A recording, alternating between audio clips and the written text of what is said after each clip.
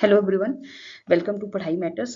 तो आज हम बात करेंगे हिमाचल प्रदेश की मॉडर्न ट्राइब्स के बारे में और सबसे पहले हम कवर करेंगे स्वांगला ट्राइब। इसको हम दो पार्ट्स में कवर करेंगे।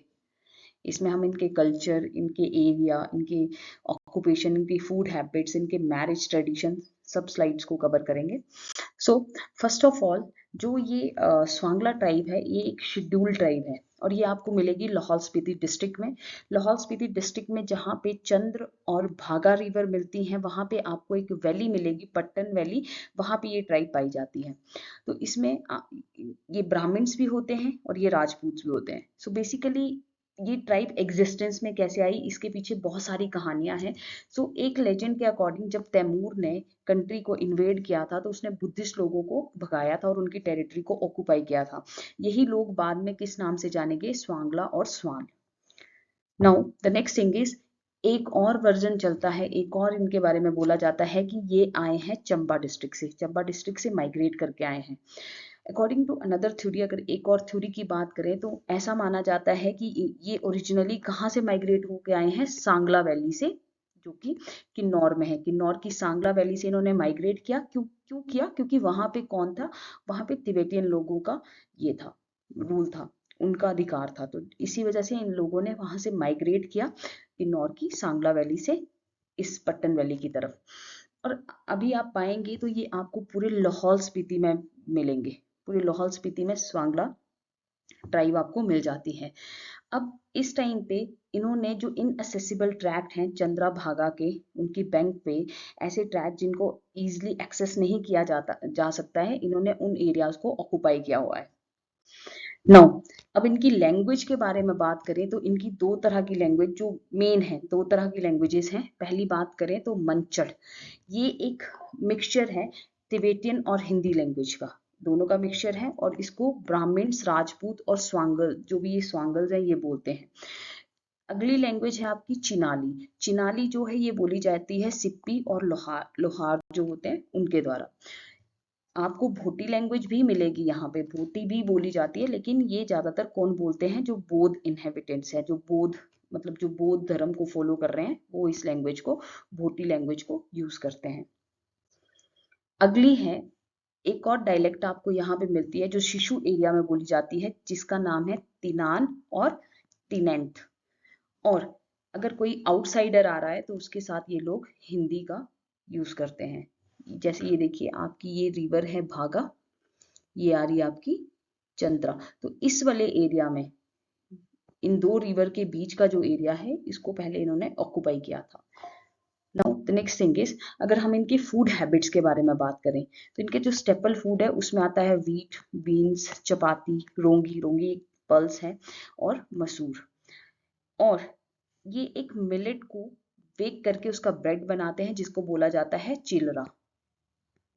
ये बेसिकली बेक्ड मिलेट होता है और इसको लोकल लैंग्वेज में बोला जाता है चिलरा। राइस भी ये खाते हैं, लेकिन ज़्यादा फ्रिक्वेंटली उसको यूज़ नहीं किया जाता है।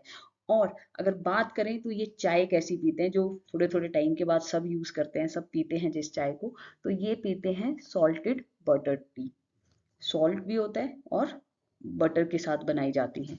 और बेसिकली ये कैसे, इनका नेचर कैसा रहता है, अगर इनकी फूड हैबिट्स की बात करें तो ये नॉन वेजिटेरियन ज़्यादा है।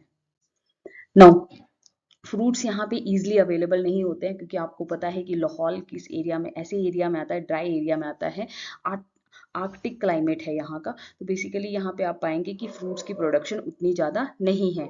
जो एडिबल रूट्स हैं और ट्यूबर्स हैं वो लोकली अवेलेबल हैं यहाँ के जंगलों में, जिनको ये कंज्यूम करते हैं। पोटैटो को भी ये वाइडली यूज करते हैं इस एरिया में, और इसको ग्रो भी काफी ज्यादा किया जाता है। और अगर इनकी ड्रिंक्स की बात करें तो इनका एक लोकल ड्रिंक है जिसका नाम है चांग। ये उसको जो मेन है डेली कंज्यूम करते हैं। विमेन के बारे में बात करें तो वो भी अल्कोहलिक ड्रिंक्स कभी कभी ओकेजनली इनटेक रहता है उनका। और मेन यहाँ पे हुक्का और झांझरी, इसको क्या करते हैं? स्मोक करते हैं। ये सारा मतलब वो है जो एक तरह से जैसे स्मोकिंग मटेरियल। तो हुक्का और झांझरी यहाँ पे क्वाइट फेमस रहते हैं। नाउ अगर हम इनके सोशल कस्टम्स की बात करें तो जो स्वांगल्स हैं, ऐसा माना जाता है कि ये चंबा डिस्ट्रिक्ट से इन्होंने माइग्रेट किया था इस एरिया की तरफ, ताकि ये क्या कर सके, सर्व कर सके as official and family priest, ताकि ये प्रीस्ट की ड्यूटीज ऑफिशियल या फिर फैमिली प्रीस्ट बन सके रिलीजियस फंक्शंस में। या तो ये टेम्पल्स में काम करते थे या तो ये हाउसेस में काम करते थे, जो वहां के राणा या ठाकुर होते थे, जो बड़े बड़े मतलब इलीट क्लास के लोग होते थे, उनके हाउसेस में या उनके टेम्पल्स में ये उस टाइम पे एज अ प्रीस्ट काम कर रहे थे नाउ। और इन्होंने इस काम के लिए कहाँ से माइग्रेट किया, चंबा डिस्ट्रिक्ट से ये माइग्रेट होके लाहौल स्पीति की तरफ आए थे।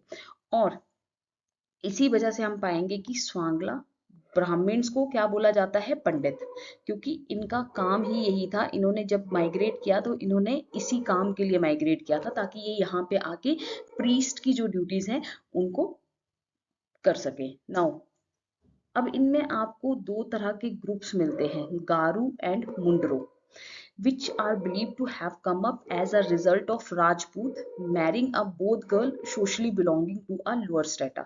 So जब एक राजपूत, इसी वैली में आपको और कौन कौन से ये मिलेंगे, जब राजपूत में शादी करते हैं किसी बोध गर्ल से जो लोअर स्ट्रेटा से बिलोंग करती है, तब जो दो ग्रुप एग्जिस्टेंस में आते हैं उन्हें बोला जाता है गारू और मुंडरू।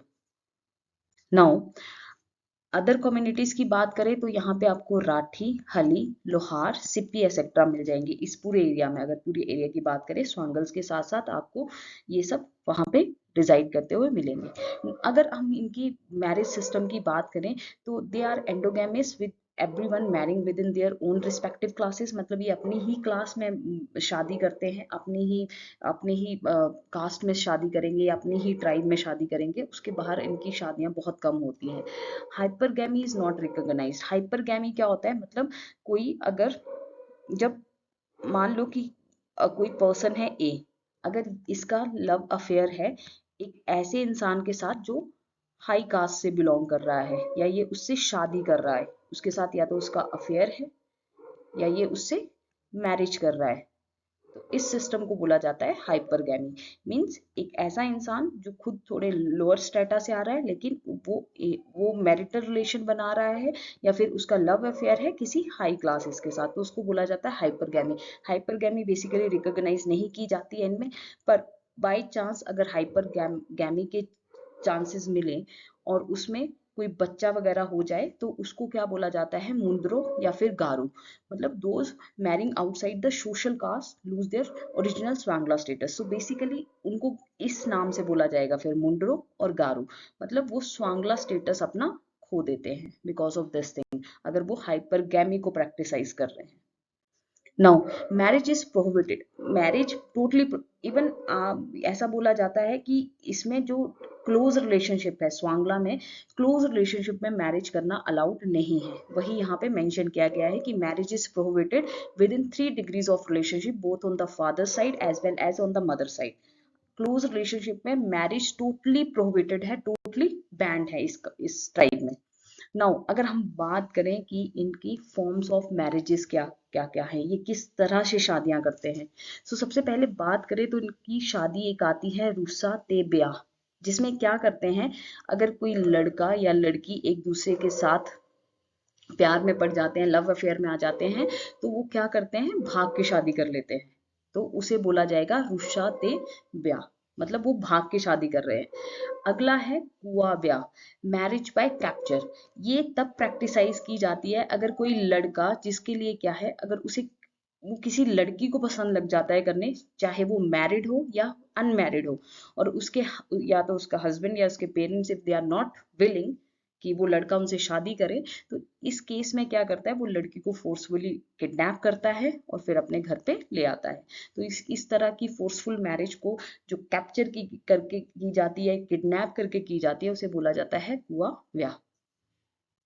नाउ अगला रिचुअल है मजमी ब्याह, इसको बोला जाता है एडहॉक मैरिज। ये बड़ा ही यूनिक फॉर्मल मैरिज है, जिसमें क्या होता है कि अगर जो लड़का है वो शादी का खर्चा नहीं उठा सकता है, मतलब unable to bear the marriage expenditure, तो वो क्या करता है, वो अपनी बहन को लड़की के घर भेजता है।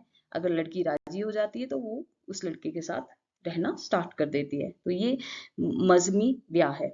नाउ अब इंटरेस्टिंग फैक्ट्स के बारे में बात करें जो ये प्रैक्टिसाइज कर रहे थे, लेकिन अब इनका जैसे जैसे एजुकेशन स्प्रेड हो रही है तो इस चीज को प्रैक्टिसाइज कम किया जा रहा है। तो स्वांगल्स में प्रैक्टिसाइज किया जाता था पॉलीएंड्री को, फ्रेटर्नल पॉलीएंड्री को। इसमें ये होता था कि अगर मान लीजिए ये 4 भाई हैं तो ये सिर्फ एक ही वाइफ रखेंगे, इसको बोला जाता है पॉलीएंड्री। सो इसमें क्या था, इसमें थोड़ी मॉडिफिकेशन की गई। इन्होंने क्या करना स्टार्ट किया, वन वाइफ जो है, मतलब सिर्फ 3 ही भाई, अब सिर्फ 3 ही भाई जो है वो एक वाइफ को रख सकते हैं। तो इस तरह का ये कभी कहीं ना कहीं इस तरह की चीजों को प्रैक्टिसाइज करते थे। और ऐसा माना जाता था, इसमें मॉडर्नाइज क्या किया गया, इसको मॉडिफाई कैसे किया गया, इसमें मॉडिफिकेशन ये की गई कि मान लीजिए एक फैमिली में अगर ज्यादा ब्रदर हैं तो ये 3 तो एक ही वाइफ रखेंगे, लेकिन ये जो 2 हैं ये अपनी अलग अलग वाइफ लेके आएंगे। तो सब्सिक्वेंट ब्रदर्स क्या करेंगे, अपने लिए get another wife for themselves, अपने लिए अलग वाइफ लेके आएंगे। बट जैसे ही एजुकेशन का स्प्रेड हुआ, पॉलीएंड्री को टर्न किया जा रहा है, इसको इसको चेंज किया जा रहा है, इसको एक्सचेंज किया जा रहा है with monogamy. Monogamy means single wife और सिंगल पार्टनर रखना। सो और आप पाएंगे कि इनमें छेती को भी प्रैक्टिसाइज किया जाता है, गिविंग मनी टू ब्राइड, इस कम्युनिटी में प्रेवलेंट है। और in case where there is no male issue in male, कोई भी अगर मान लीजिए कि कोई फैमिली है जिसमें कोई भी मेल चाइल्ड नहीं है तो वो अपने सन इन लॉ को बुलाते हैं in order to look after the property. और जब यहाँ पे अगर मान लीजिए 4 भाई हैं, अगर ये शादी करना चाह रहे हैं, एक ही वाइफ रखेंगे, 4 तो नहीं पर 3 एक ही वाइफ रखेंगे। तो ये शादी कैसे करेंगे, प्रैक्टिसाइज किया कैसे किया जाता है, तो ये तीनों की तीनों अपने मतलब एक ब्राइड इसमें ग्रूम की ड्रेस में जाएंगे और तीनों के तीनों तैयार होंगे एज अ ग्रूम एंड ये जाएंगे। लेकिन इनमें से जो क्या है, बड़ा भाई है वो आगे जाएगा और ये जो छोटे भाई हैं ये मिड वे से वापस आ जाते हैं, आधे रास्ते से वापस आ जाएंगे और आगे जाके ये लड़का सारे रिचुअल्स फॉलो करेगा और वहां पे जाके मैरिज करेगा। तो इनमें ऐसी चीजें भी प्रैक्टिसाइज की जाती थी, लेकिन अब जैसे जैसे एजुकेशन स्प्रेड आउट हो रही है ये सारी प्रैक्टिसेस बंद कर दी गई। होपफुली आपको आज का वीडियो पसंद आया होगा। Thank you.